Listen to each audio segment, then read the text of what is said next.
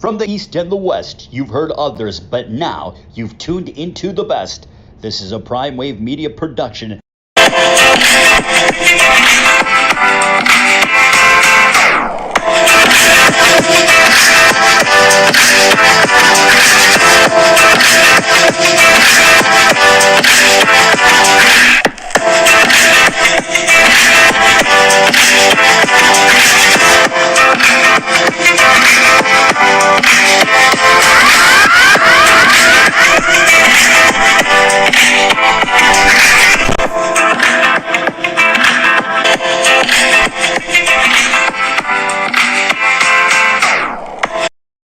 What's up, world? It's the one and only Pop DiBiase, the Primetime Capper, and it is time for the premier sports betting show, the PrimeTime Angles Live. I'm feeling good. I'm feeling great.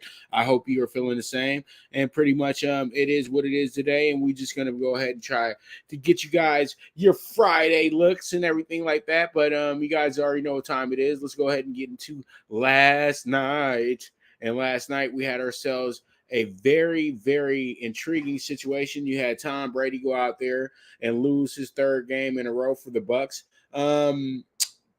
I said the other day that the writing looks like it's on the wall. Tom Brady's 45 years old. He's not getting any younger.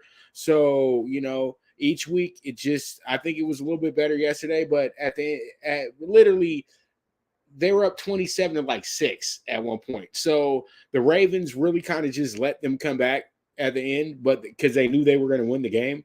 I think that all in all, I wish they would have could have stopped them on that last play, so we could have got the under last night, because we were looking right at the under last night. I had that play for my clients. I thought we were going to hit it, but we did not. And so pretty much good game last night, though. They had 3 sacks on the Ravens side. Justin Houston was able to supply those as well, too. Justin Houston is still a beast. You know, they forgot all about this guy since he left Kansas City, but he was one of the premier defensive ends in the league, pass rushers for some time. Then you had Lamar Jackson get 238 last night, 2 touchdowns, one caught by Likely, and the other one was caught by Kenyon Drake. So that worked out pretty well for them last night, getting themselves a good little win here again. It's the Buccaneers, who became the late favorite in this game. Tom Brady had a really good game, though. Tom Brady had 325 yards through the air, threw a touchdown, but he was sacked 3 times. But he got no support in the running game. Lenny Fournette only had 24 yards, and then Rashard White only had 19. So all in all, they only had 43 yards total on the ground yesterday, and that's kind of you would want more from this team, right?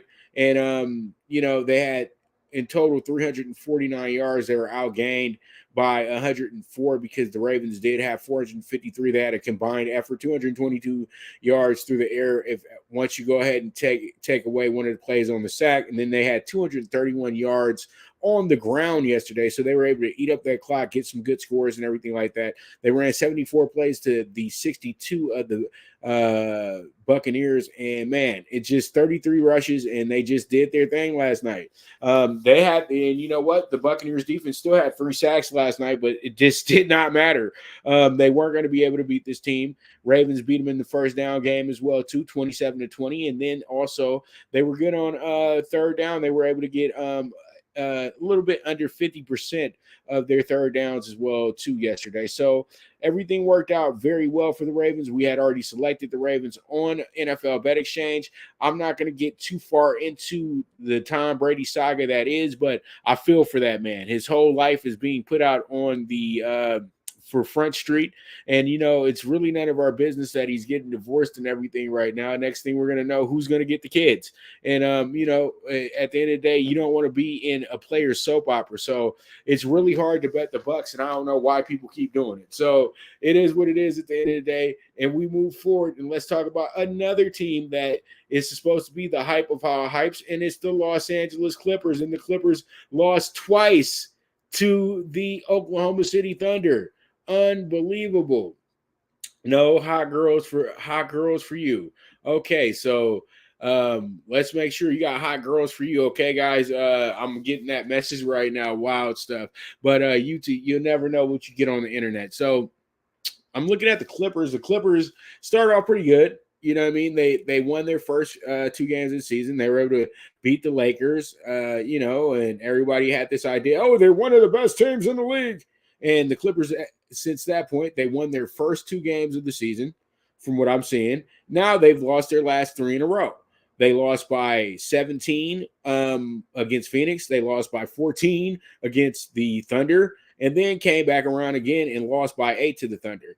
I know what the excuse is going to be. Kawhi is not all the way ready yet. Kawhi is probably played. Let's see. Kawhi's only played in 2 games. So that's understandable that they're slumping the way that they are. But I would think that, though, that they could be a little bit better. Paul George has already missed a game. John Wall has missed a game as well, too. And I think the Clippers might be a slow burn right now, but at this moment, they're kind of struggling, dude. Like, and nobody's mentioning it because they really are so focused on the downfall of the Lakers, and that's what is befuddling me. Because, like, I would think there would be more news for a team that loses to a team is really literally tanking for the first pick in the draft.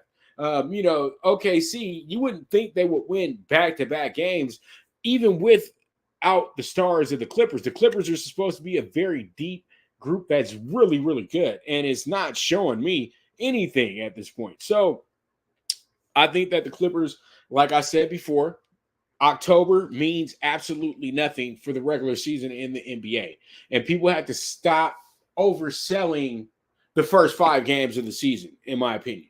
So, Clipper fans, I'm not here to dog you. I'm here to tell you that you guys will be okay as well, too. I just think that once the Clippers get their full unit in there, they'll be able to do some things that a lot of people expect them to do. So if Kawhi's only played in 2 games, they literally held him out of the road trip. So it's very understandable. They're waiting until probably the next few weeks to really get it going, because you have 82 games in the season, not 16, not 20, not 25.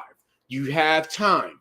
That's the whole thing. Lakers being 0-4 right now, it's not that big of a deal. If the Lakers were 3-20 right now, oh yeah, that's a problem.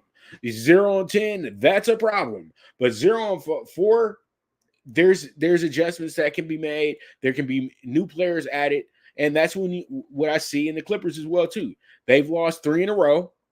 And I said 2 in a row, but they lost 2 in a row to the Thunder as well. So it is what it is at the end of the day. But let's go ahead and jump into some boxing business real quick, because we have a lot of rumors going around in the boxing world. And we got Tank Davis and Ryan Garcia. And from what they said earlier this week, that they had agreed in principle for the framework of a fight. They just had to figure out who the broadcaster was going to be. At the moment that they said who the broadcaster is going to be, I said to myself, ain't no fight happening. But I've been telling you guys the same information all year long about both this fight and the supposed Spence and Crawford fight. At this point in time, boxing's economics is not good. And boxing's bottom line isn't good. And there is no guarantee the fights are going to do the numbers the fights are supposed to do. Okay? Let me give you a great example of what this reminds me of. This reminds me of the time when Floyd Mayweather was fighting Zab Judah. You know what I mean? And it was 2 young guns, two very, very fun fighters.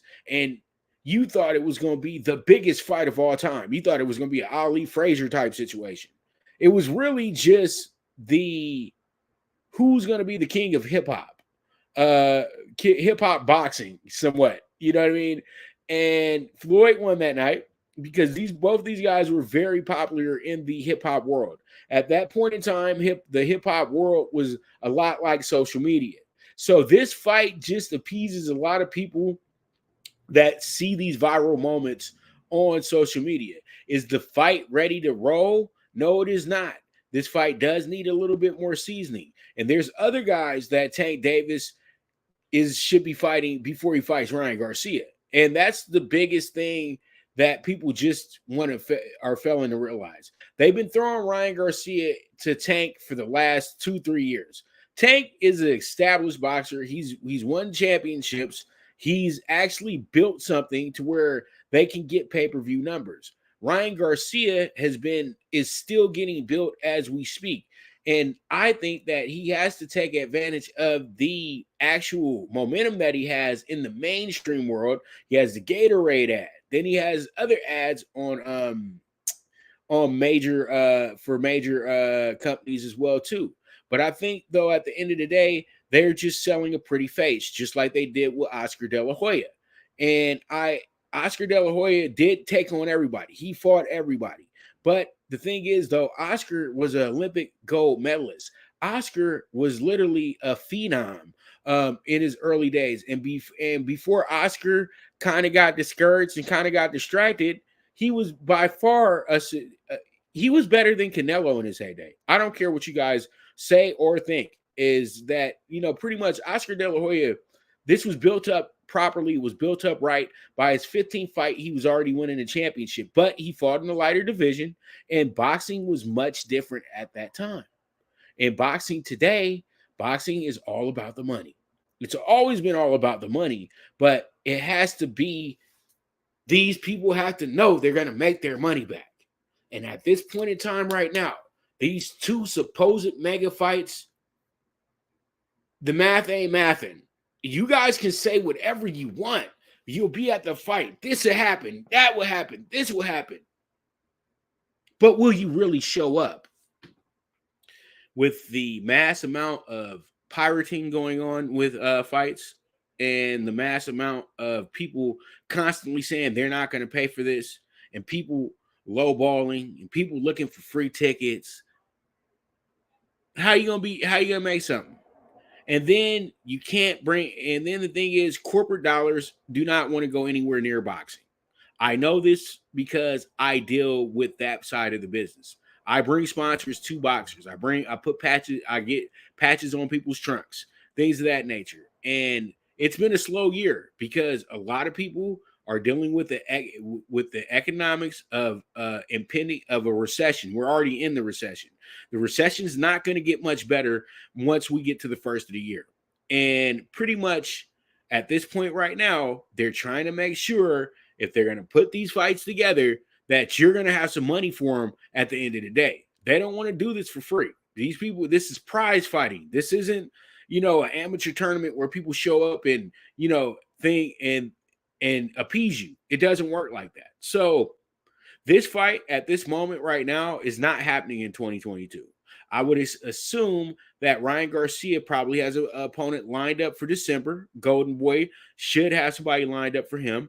And from what I've heard for the last month or so, and what I knew a few years ago, the fight got called off because Abner Maris had an eye situation. But right now, it looks like it's going to be Tank Davis and Abner Maris over at Crypto.com Arena. And it's going to be a sellout because Tank has sold out his LA cards twice. He was able to sell out Dignity Health, his first ever headline fight. And then he was also able to sell out the Crypto.com Center with a good dance partner in Isak Cruz, who may also get the rematch right after Abner Maris. You have to understand, you have to keep the people anticipating, keep the people really wanting the fight. And if that happens, the fight will happen because the money will be there. If you rush into it now, you're going to go ahead and waste a big opportunity because it's probably going to be a one-sided fight. Either way it goes, in my opinion. So there it is. Garcia Tank. Don't expect this fight to happen in 2022. And honestly, don't expect it to happen early 2023 either. This fight would be great for next May for Cinco de Mayo weekend. That simple. It's that simple because Canelo, he's not going to be around. Canelo has a hurt wrist, and we'll probably see Canelo sometime in September or so. Or Canelo might just take a whole year off because why not? At the end of the day. All right, so let's go ahead and move on to the Lake Show. Yeah. The state of the Lakers. The Lakers right now walking into another game tonight, looking for their first win. I'm looking at the numbers now. You got a Minnesota team, 3-2. Minnesota has they've been decent. They've won. This is how Minnesota's going: win one, lose one, win one, lose one, and then win another one. They had San Antonio on a back-to-back at home. Now they got the Lakers tonight. they were able to drop some good points there as well, too, in that game. So there's a lot of things working out in the favor of this team, but we'll just go ahead and see what we can do here.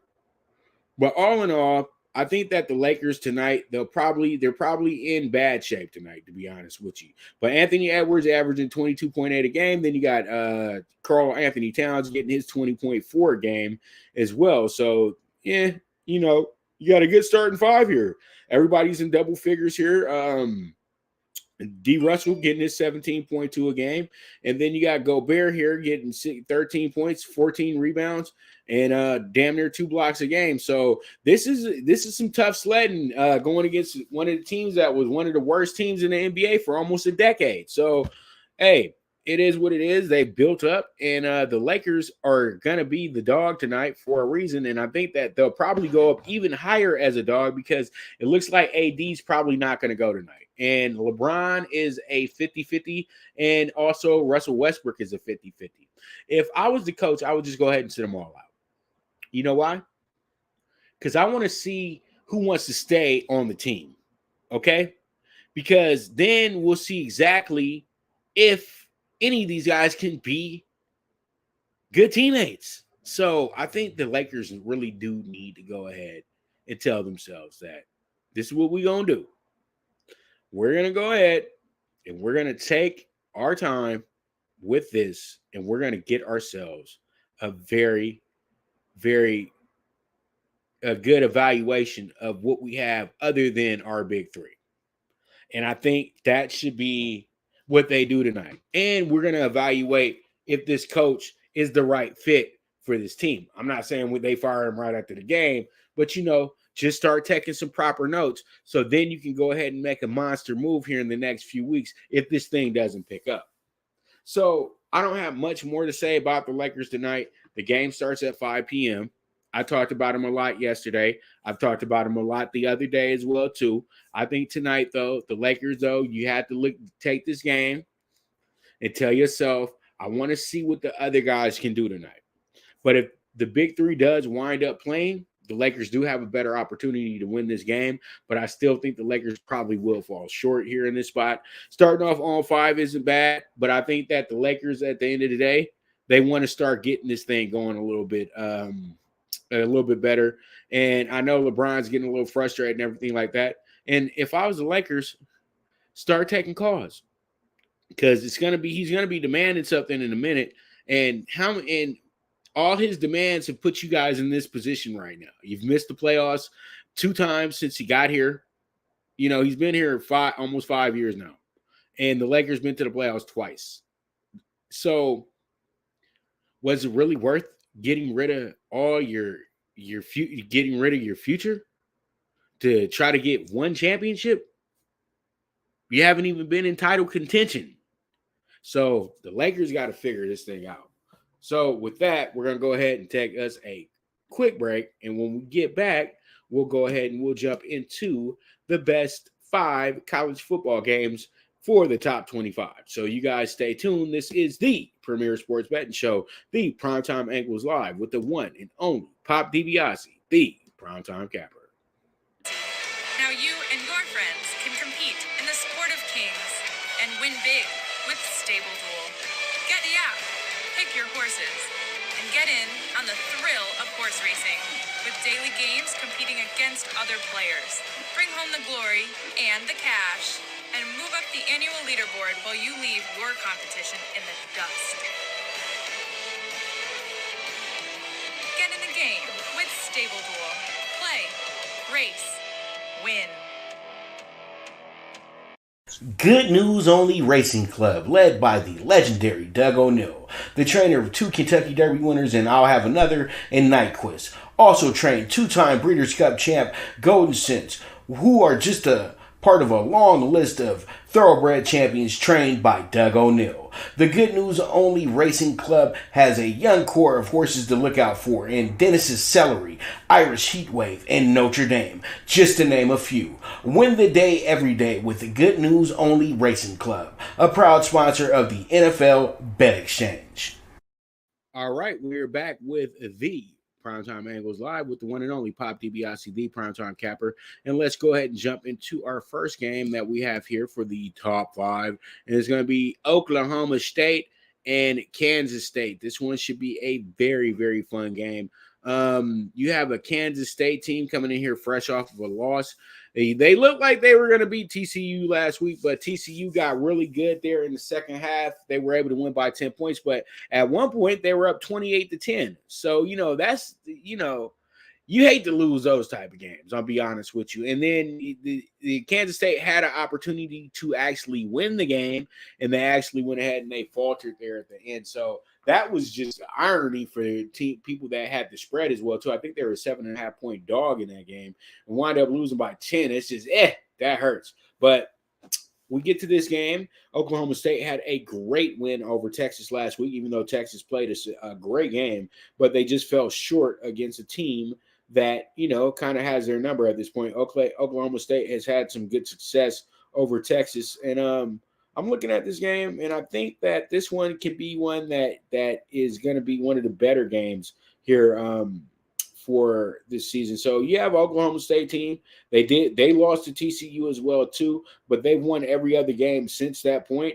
And this will be their third week going against a ranked team. And actually at their last 4 out of 5 games have been against ranked teams. So I think Oklahoma State is more than prepared for this game. And I think it will be a good day for them. But Kansas State is still a very hard-working team. Even though this team is 5-2 right now, they did get a good win against Oklahoma when they were the number 6 team in the nation. They also went to Iowa State and got a good win as well, too. And then they were able to get a good win over a Texas Tech team that's playing much better football at this point. So tomorrow, 12:30, they're going to have one of the bigger games in the nation tomorrow, and they're going to be at home. So they do have a lot working for themselves in this spot. I think that the winner of this game is going to be in the driver's seat to be in the conference championship this year as well too. So I like where we're going with this one. I would still stay with the scoreboard on this one. I think that this game winds up being defensive, in my opinion. So we're going to see how this one goes. We're going to see how it shakes out. But that's going to be Oklahoma State and Kansas State, number 9 going against number 22. All right, we move on to our next game at hand, and that's going to be the Kentucky Wildcats going against Tennessee. Tennessee is the number 3 ranked team in the nation going against the number 19 team in the nation in Kentucky. Kentucky has already got a very big win on their resume. Even though Florida still is not that good at this point, they still had themselves a very good win at the time when Florida was the number 12 team in the nation. And actually Kentucky at the time was in the top 10s. I think they were about 7 in the nation. And they came in as the dog, went to Gainesville, got themselves a win, what they usually don't do. Then they lost a close one to Mississippi, then came back the next week and lost by 10 to South Carolina, who's now the number 25th team in the nation. But they righted that wrong, came back the next week and got a good win over Mississippi State. But Mississippi State just went ahead and got handled by Alabama, but they still had a great win over Mississippi State, one of the better defenses in the conference. Now they line it up with arch rival Tennessee, and Tennessee is very, very comfortable in this spot. Tennessee has one of their better players coming back this weekend as well, too. So you have a team that actually is playing their 3rd ranked team in the last 4 weeks. So they're coming in here with a head full of steam. You know what I mean? And they got a tough schedule on the way out. That's why I keep trying to tell people is that Tennessee has all the makings to be a team that's going to put Bama out of this thing. Because at this point right now, Bama is literally not even being considered for the CFP. But once Tennessee loses, they'll fall right back in. But Tennessee can't lose. Tennessee has to win the Kentucky game. Then they got to come back around and play Georgia. If they beat Georgia and Alabama in the next season, this season, could it open up the door for a Big 12 team like TCU if they can win out? Probably not. But it will show that it's going to be more than just Bama and Georgia this year. And I really think the CFP is going to wind up being Michigan, Ohio State, and one SEC team, and then they're going to surprise you this year because they don't want to keep catering to the SEC. The SEC, to me, is still overrated this season. There's a lot of things that are going on in this conference to where they keep getting the favoritism, but the Pac-12 is doing good work this year. The Big Ten is phenomenal this year, other than Ohio State crushing everybody in Michigan, but they're playing good parity ball as well, too. The Big 12 is playing probably the best parity ball of them all. The ACC is kind of stuck on themselves a little bit, but I think Clemson, if they went out, Clemson has street credibility, so they should be right there in the mix of things as well, too. So when I look at this game right here, I say to myself, could Tennessee be looking ahead? That's what me and Jeff always talk about. And this right here, what I call a trap game. Yeah, they're going to be playing in Knoxville. That's great. But at the end of the day, you're playing against a team that wants to go ahead and ruin your season. They're your arch rival. This is bragging rights. So we're going to see how this one shapes up. And I truly do feel like it's going to be much better than the 12 that they're giving Tennessee. I think that we're on to a game that's going to be really, really good because Florida played this team very tough. They only lost by 5. Kentucky beat Florida by 10. Let's do the math a little bit and know that Kentucky has a much better defense than what was presented that day by Florida. They only gave up 16 points to Florida, while Tennessee gave up 33.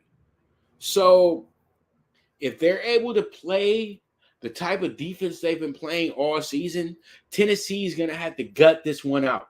So taking the 12.5 on Kentucky is probably one of the most sure things you can have this weekend. I know my Tennessee fans are not going to like hearing this, but because they even know this game is a very good game to measure exactly where they're at this point. They're already a really great team, but they're going to go against a rival that they should beat up on. But this rival is a different team now. So we'll see how it goes. We'll see how it shakes out. But we're going to move on to our next game, and that's going to be Notre Dame and Syracuse. And this is in the future is probably going to be a conference game if Notre Dame does select it to join the basketball team in the ACC, because from what I'm hearing, Notre Dame is very open now to moving on to an actual conference. So when you look at they've been playing the ACC for a few years now to ensure being in a CFP situation if they are undefeated. And you know that if the Fighting Irish are undefeated, they get an automatic bid as well, too. And that's absolutely dreadful because they've been absolutely awful in both of the CFPs that they've been in. Even though they did go to the national championship in one of those occasions, it was just like they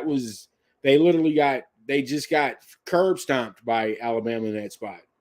And we all still got bad memories of that one. All right, so you got Notre Dame coming in here, winners of their last 4 out of 5. They dropped their first 2 games of the season. Then they came back around, got a good win over Cal, then got a monster win over a good North Carolina team, then came back around, got a good win over a ranked BYU squad, then fell short against Stanford, and then wound up beating up on UNLV last week. Now they draw Clemson. Now they draw Syracuse and Clemson in back-to-back weeks. Syracuse is going to be a home game for them. Is going to be a road game. Clemson is going to be a home game. So these 2 weeks right here will be a measuring point of where the Irish are going to play their bowl game at. You know what I mean? Are the Irish going to be in a good bowl this year, or are the Irish going to be in a bowl that nobody's going to care about? So you want your bowl to be around after Christmas. If your bowl is before Christmas, your bowl is irrelevant. So I think when it comes down to it, Syracuse is having a banner year, but I think that loss last week showed you a lot of things, that this team isn't ready for the big stage yet. And do you think they could possibly get cold feet this week against a Notre Dame team that's playing some great defense as is? So we're going to see how this one shapes up, but I do see ourselves having a type of game where both these teams are just going to react and respond in a certain way, and it's going to be a great game. So we're going to see how this one goes, but I like Notre Dame with the slight edge here. So I'm taking Notre Dame to actually win in this spot. I love the 4-3 here. They've won their last 4 out of 5 games. They're now used to their coach. So we'll see how it goes. We'll see how it shakes out, but that's going to be what we're looking at. We got an over-under of 47.5 as well, too, in the spot. 6-1 going against 4-3. You would have thought it would have been the other way around, but when you look at it, Notre Dame's might have played against better when it comes down to it. I think the best team on Syracuse's schedule this year was Clemson. It's that simple. ACC's kind of down this year, so we'll see how it goes.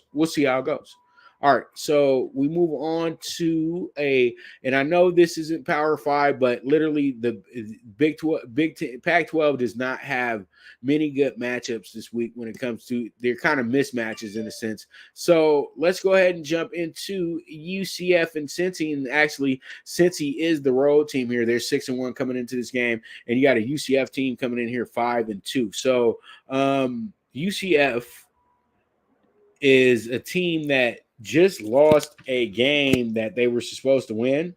A lot of us was pretty kind of shocked by that one, but that's UCF isn't the same UCF that was there. Was UCF when Scott Frost was the coach, not even as Josh Heupel was the coach.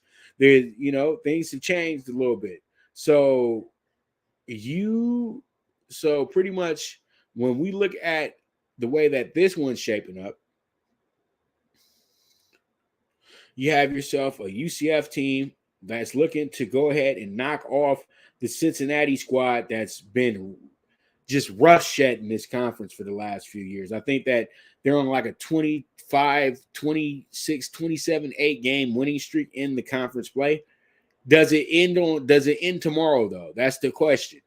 I think that it doesn't, to be honest with you. I think Cincinnati's going to be very good in this game. They're going to be a rare favorite as well, too. You're getting even money on that. So I feel like what happens here is going to be a lot of money that's going to be it's going to be a lot of money that's going to be thrown on probably on Cincinnati late, because you got people that just should know better. I really do like Cincinnati on the spot. Is there going to be something that holds Cincinnati up here?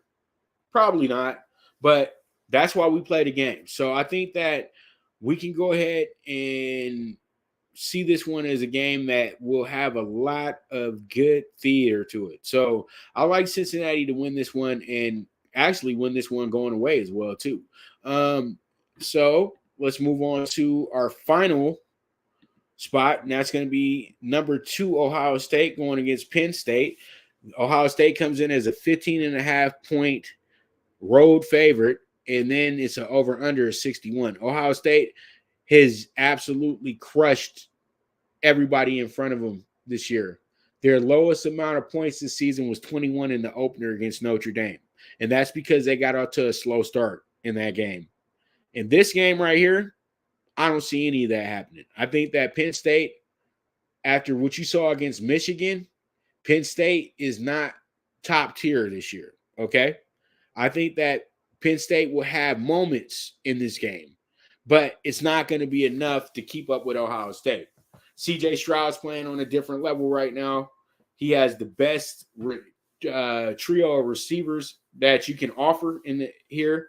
He has one of the better duos in the backfield and probably the best offensive line I've seen in the last decade in college football. So there's a lot of things working out for him. And now the defense has arrived as well, too. The defense held the Iowa team to 10 points, but that's really nothing to brag about when you hold Iowa to 10 points, because Iowa doesn't have the greatest offense. But the way that they were able to clamp down on Iowa and then start just destroying Iowa right after that, I think that their defense is tailor-made to dominate everybody in the Big Ten, including Michigan. So Ohio State is on juggernaut status. But the way I'm gassing this thing up, this could loom disaster.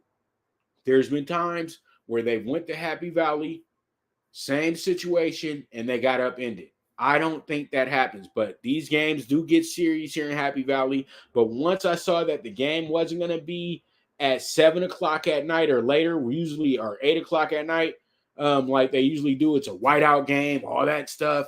No, it's a morning Fox game, and let's just hope that the game doesn't wind up being like the Michigan game from last year. So hopefully Gus Johnson might not be the broadcaster for this one, because all the upsets happen with Gus. So we're going to see how this one shapes up, see how it shakes out. But number 2, Ohio State, Penn State, I say scoreboard watch. Don't get yourself twisted up in trying to pick exactly who the winner is going to be, because it's a 15.5-point spread. But I think that there's going to be a lot of points scored as well, too. So we're going to see how it goes. But I think those points are going to be scored by Ohio State. So let's see what's up. And pretty much there we are with that. So what we're going to do now is we're going to go ahead and we're going to come back. And when we do, we're going to go ahead and talk those tickets. So I got plenty of cards for you tonight, and I got a card for you for tomorrow morning as well, too. So you guys stay tuned. This is the Premier Sports Betting Show, the Primetime Angles Live with the one and only Pop DiBiase, the Primetime Capital. The Viget app, where social media meets sports betting. Get the latest line movements in all major sports. Track your daily bets, daily contests, the NFL over-under contest that pays out $10K in cash prizes. This is a cutting-edge app that helps betting be easy. Sign up with the reference code POPDBIC and you will be able to watch my daily show, The Primetime Angles, as a resource to building that bankroll. Viget is available in your Apple or Google Store on your iOS or Android. The social sports betting app, Viget.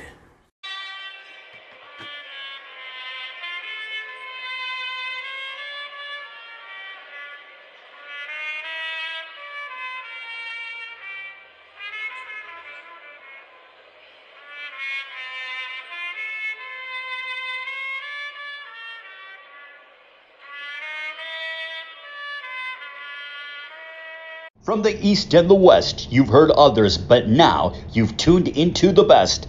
This is a Prime Wave Media production.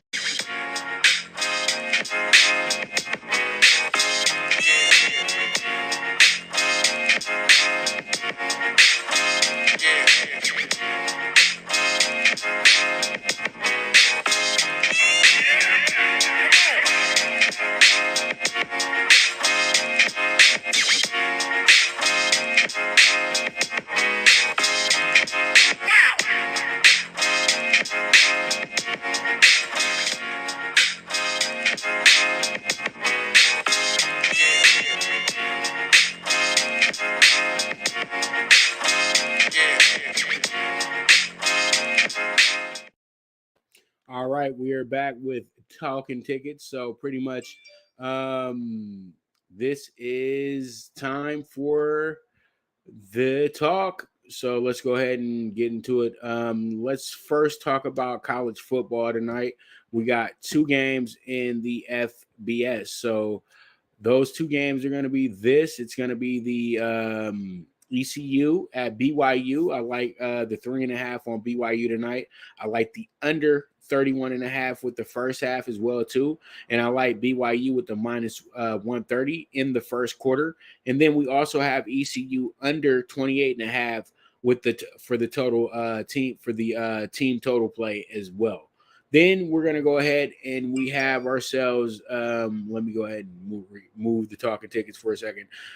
We have the under 57.5. I gave you guys that on the bets list. And then we also have the 3.5 on Louisiana Tech in the first half. And then we also have the money line minus 170 on Tech for the first quarter. So that's where we're going in college football tonight. Let's go ahead and jump into what's going down tomorrow. This is going to be our college football Rise and Shine Pick 6. Every game starts at noon Eastern time, 9 a.m. Pacific time. So pretty much We have Auburn money line with the plus 145. Then we have Iowa State with the plus 100. Then we're going to go ahead and roll with the over 47 here in the Georgia Tech Florida State game. Then we're going to take an eyeball game with UConn with the plus 7.5. They're going against a very bad Boston College team, and UConn does have Moore as their coach, and they've been playing better football over the last few weeks as well too. So I like UConn in this spot. And then we have Akron playing against Miami of Ohio, and Akron's going to be at home, so I'm going to take them with the plus 8. And then we finish up with another MAC matchup with Toledo going against Eastern Michigan, and I'm going to take the over 54 in this spot. This is going to be a 65-1 ticket right here, and man, this is a nice rise and shine as there is. You hit this ticket, you can go to sleep for the rest of the day. So it is what it is. That's what it's going to be, and we're going to go ahead and take the CFB rise and shine pick 6 on the 65-1. All right, let's move on to our next play in hand, and that's going to be this one. It's going to be for this, and we got the CFB, what I like to call a CFB Power PK5. 30-1, we have the under 56 with Oklahoma State and Kansas State. Then we have Kentucky with the plus 12. And then we have the Cincinnati money line plus 105. And then we have Notre Dame with the plus 120. And then we have the over 61 with Ohio State and Penn State. This is going to be a 30-1 ticket. We're going to see how this one shapes up and see how it shakes out. But I think that we're on to something here. This would be another really good ticket. So there it is. There it is. All right, we move forward, and we have the NBA Super High 5 up next. We have the 6.5 to the Celtics tonight in the Cavs game. We're going to take the over 229 here with the Pacers and the Wizards. And then we have the under 223 with the Knicks and the Bucs. And then we have the Spurs as the dog of the day with the plus 160. And then we wrap it up with the Pels tonight in their spot in Phoenix with the plus 7. All right, so we're going to go ahead, and this is what we finish up with. It's going to be the World Series bets tonight. We got the first game of the World Series. You got Noya going against Verlander. I love the Astros winning this game by 2 or more runs with the plus 135. Then we also have the over 3.5 first 5 innings. I think that we're going to get ourselves some scoring in this game as well too. And then we have the yes score first inning, and then I have Noya with the under 5.5 strikeouts, because I think that the Astros are absolutely going to wreck this dude to start this game off, just to send a message at Minute Maid Park. So there it is. That's going to be our group for today in Talking Tickets. As you guys can see, I handed out literally 6 cards for you, 6 tickets, 6 different cards to play with. So let's have some fun today. Let's make some money. Let's go ahead and do what we got to do. But you guys are the absolute best. And at the end of the day, it's all entertainment, right? So pretty much let's go ahead, have some fun. Don't put your whole life savings on it. I gave you guys enough value to play with. If you want the big ticket, you guys can go ahead and play the big ticket, but you don't have to put too much on it. That's what I do, okay? So pretty much with that, that's going to wrap up our show, and that's going to wrap up our week as well, too. Catch me on Sunday on Instagram. I'll be having the NFL tickets for you guys as well, too. Tomorrow, I won't be around because I am doing something very important. Also, you guys know that Breeders' Cup is coming up next week as well too. So if there is anybody interested in getting a Breeders' Cup card, please let me know early next week, and I'll go ahead and I'll provide that for you for a very, very good price. All right, so there it is. This is the premier sports betting show, the PrimeTime Angles, live with the one and only Pop DiBiase, the Primetime Capper, and I'll be back at you with this show come Monday. So you guys be prepared for that, and I look forward to talking to you guys again. You guys are the absolute best, and as I always say, bet with your head, not with your heart. The movement is moving, and I am gone.